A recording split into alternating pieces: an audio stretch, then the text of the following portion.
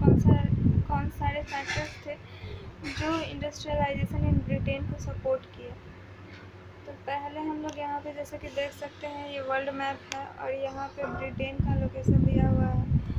Britain एक island country था और आइलैंड कंट्री होने की वजह से ये सारे पार्ट ऑफ द वर्ल्ड से कनेक्टेड था थ्रू सी रोड, जो कि इसके इंडस्ट्रियलाइजेशन में, इसके ग्रोथ में सपोर्ट किया।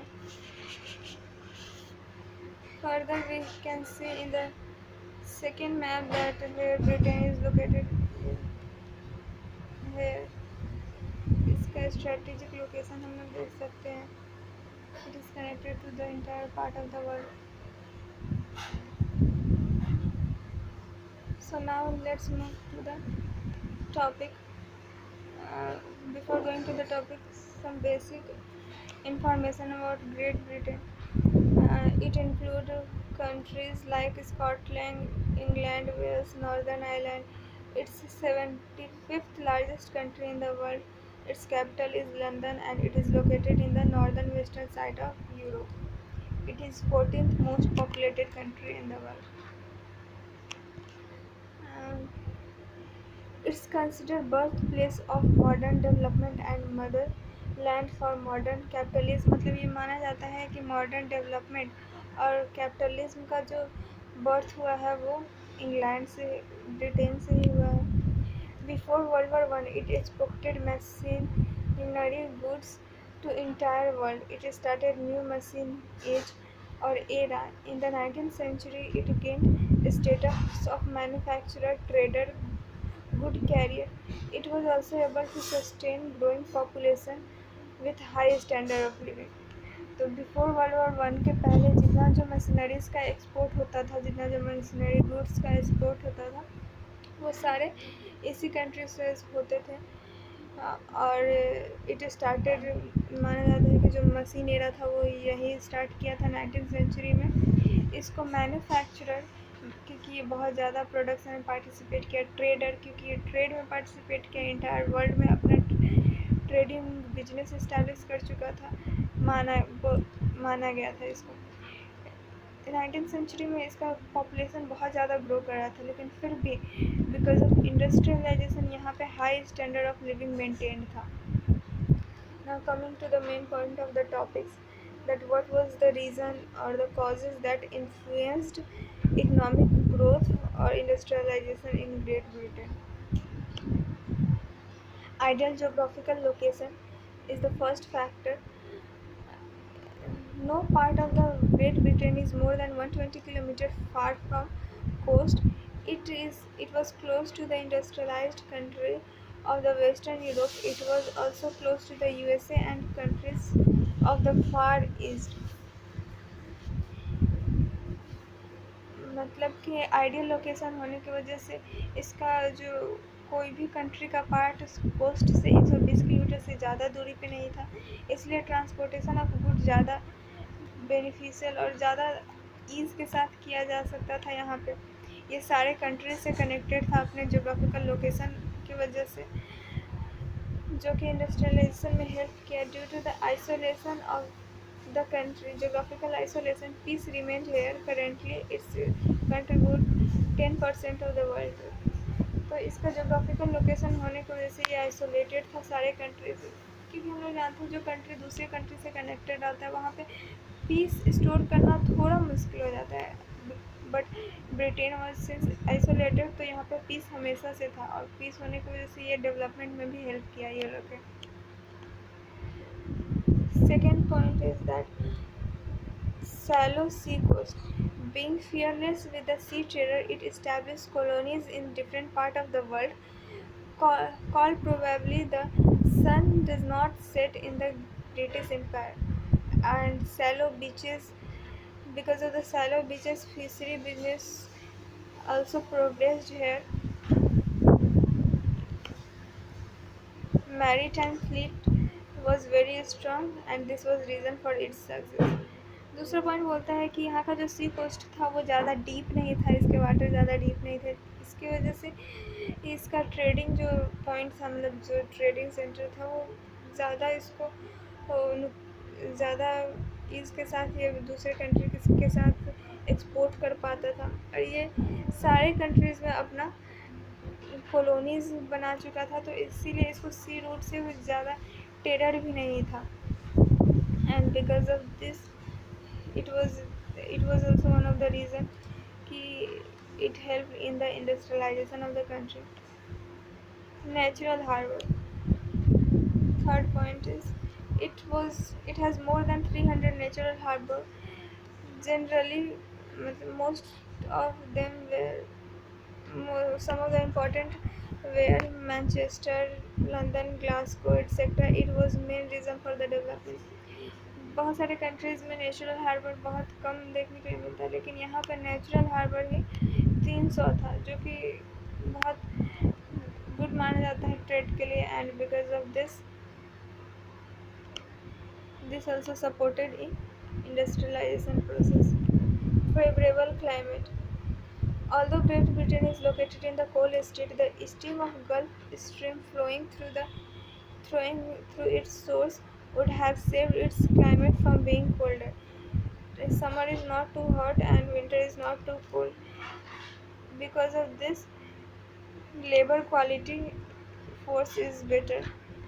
मीन्स दैट वहाँ पे जो क्लाइमेट था वो ज़्यादा समर में हार्श भी नहीं था और विंटर में ज़्यादा चिलिंग भी नहीं था, जिसकी वजह से जो लेबर फोर्स इंडस्ट्रीज़ में काम करते हैं वो ज़्यादा इफ़ेक्टिवली वर्क कर पा रहे थे।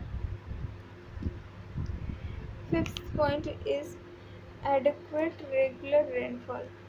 Western wind blowing from the sea regularly rains throughout the year in Great Britain.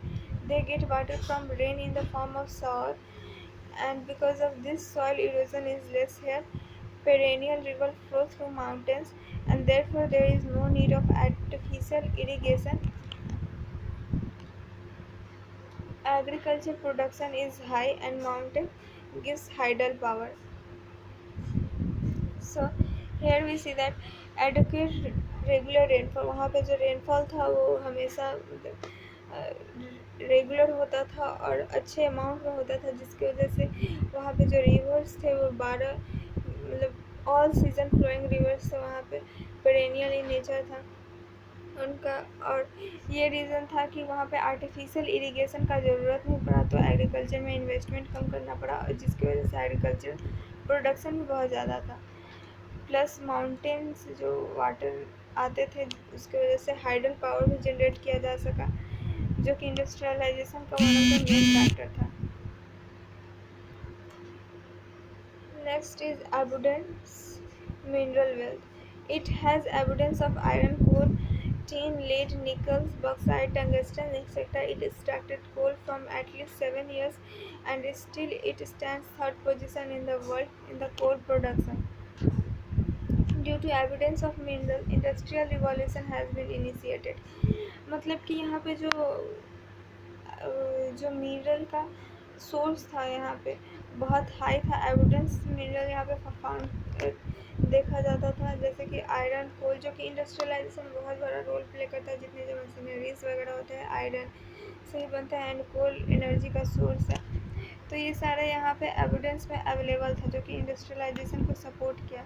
ये कोल यहाँ पे जो है वो पिछले 700 साल से एक्सट्रैक्ट हो रहा है, लेकिन फिर भी ये अभी भी इन वर्ल्ड में थर्ड पोजीशन पे है कोल प्रोडक्शन में। सो ये इससे हम लोग अंदाज़ा लगा सकते हैं कि वहाँ पे मिनरल जो वेल्थ था वो बहुत ज़्यादा था। Vegetation. Next factor is entire Britain is covered with the mountain, plateaus, slopes, lake and rivers. Due to the most climate type, various vegetation is found here, which has encouraged primary business, animal husbandry, dairy farming, or dairy industries has developed in the slope due to the good availability of fodder and access to clean water. Next is nationalism in Britain. Before arrival of Romans, Britain people were backward. Britain was a country of backward people. After arrival of Romans, Anglo-Saxon, including Germans and others, was set up. They had very strong bond and have feeling of nationalism. Their hardship made Britain economically and politically great. मतलब कि वहाँ का जो nationalism grow किया, जिसकी वजह से वो लोग में हार्डशिप और ब्रिटेन के इकोनॉमिक के लिए वर्क करने का जो फीलिंग था वो लोग में डेवलप्ड हुआ, और पॉलिटिकली भी स्टेबल हुआ, ग्रेटनेस आया पॉलिटिकल में। Social and religious generosity. Britain's society was based on ideology of personal freedom and equality, and therefore, on place of conservatives, we see development of religious fanatical replaced by generosity. Generosity. There was presence of conservative which ended with end of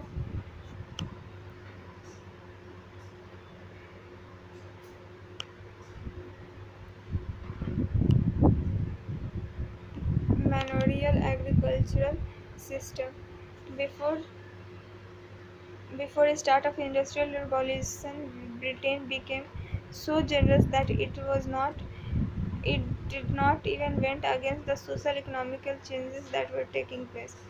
ये point से हमें ये पता चलता है कि वहाँ का जो आइडियोलॉजी था पीपल का, वो काइंडनेस उन लोगों में ज़्यादा था, फ्रीडम और इक्वालिटी को सपोर्ट करते थे, इसीलिए वहाँ पर रिलीजियस सेंटिमेंट्स ज़्यादा एक्सटेंट पे ज़्यादा इन्फ्लुएंस्ड लोग नहीं थे वहाँ पे रिलीजन से,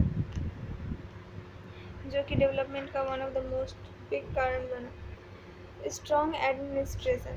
It has adopted a strong administration since 12th century. Its political system established parliamentary system. Because of its administration, internal peace was maintained for a long time, which act as booster for the development. We all know that administration जहाँ का strong होगा वहाँ पे development ज़्यादा अच्छे तरीके से place कर पाएगा, टेक प्लेस कर पाएगा। तो वही यहाँ पे भी रीज़न था, यहाँ पे 12th सेंचुरी में ही पार्लियामेंट्री सिस्टम अडॉप्ट कर लिया गया था, जिसकी वजह से इंटरनल पीस मेंटेन्ड था।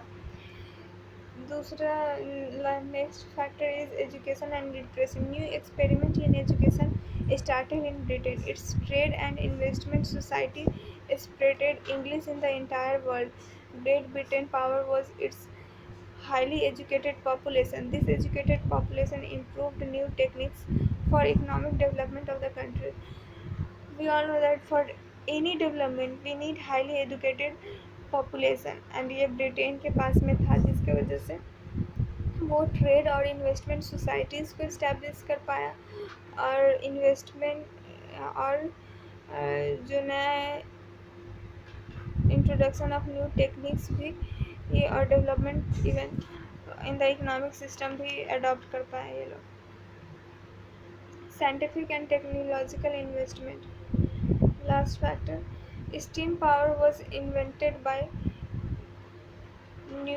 न्यूकोमैन to extract water from coal minings.